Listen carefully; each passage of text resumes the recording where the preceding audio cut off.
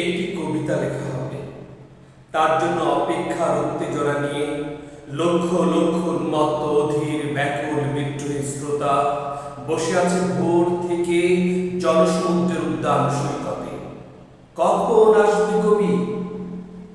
এই শিশু পার্ক সেদিন ছিল না, এই বৃক্ষে ফুলে শোভিত উদ্যান সেদিন ছিল না, এই তন্দ্রাচ্ছন্ন বিবর্ণ বিকেল সেদিন ছিল না। তাহলে কেমন ছিল সেদিনের এই বিকেল বেলাটি? তাহলে কেমন ছিল শিশু পার্কে, বেঞ্চে, বৃক্ষে, ফুলের বাগানে ঢেকে দেয় ঢাকার হৃদয় মাঠখানি? জানি সেদিনের সব স্মৃতি মুছে দিতে হয়েছে উদ্যত কালো হাত।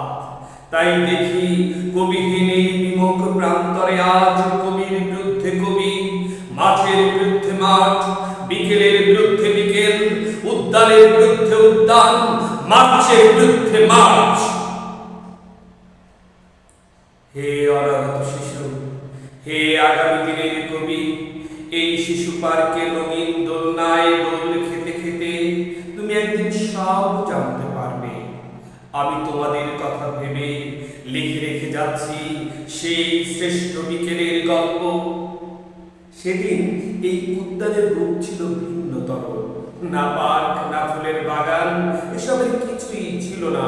শুধু একখণ্ড অখণ্ড আকাশ সেরকম দিগন্ত প্লাবিত ধু ধু মাঠ ছিল, দুর্বাদলে ঢাকা, সবুজে সবুজময়। আমাদের স্বাধীনতা প্রিয় প্রাণীর সবুজ এসে মিশেছিল এই ধু ধু মাঠের সবুজে। কপালে কুঞ্চিত লাল শালু বেঁধে এই মাঠে ছুটে এসেছিল কারখানা থেকে লোহার শ্রমিক। লাগুল জল কাঁধে এসেছিল ঝাঁক বেঁধে উলঙ্গ কৃষক। পুলিশের অস্ত্র কেড়ে নিয়ে এসেছিল প্রদীপ্ত যুবক।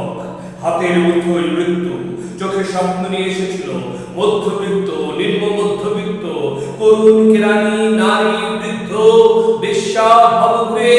আর তোমাদের মতো শিশু পাতা প্রাণীরা দল বেঁধে একটি কবিতা পড়া হবে। তার জন্য কি ব্যাকুল প্রতীক্ষা মানুষের। কখন আসবে কবি, কখন আসবে কবি? শত বছরের শত সংগ্রাম শেষে রবীন্দ্রনাথের মতো দৃপ্ত পায়ে হেঁটে অতঃপর কবি এসে জনতার মঞ্চে দাঁড়ালেন। তখন পলকে দারুণ ঝলকে তরিতে উঠিল জল, হৃদয়ে লাগিল দোলা, জলসমুদ্রে জাগিল জোয়ার, সকল দুয়ারে খোলা।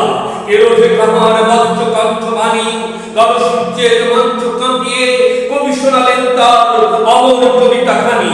এবারের সংগ্রাম আমাদের মুক্তির সংগ্রাম, এবারের সংগ্রাম স্বাধীনতার সংগ্রাম।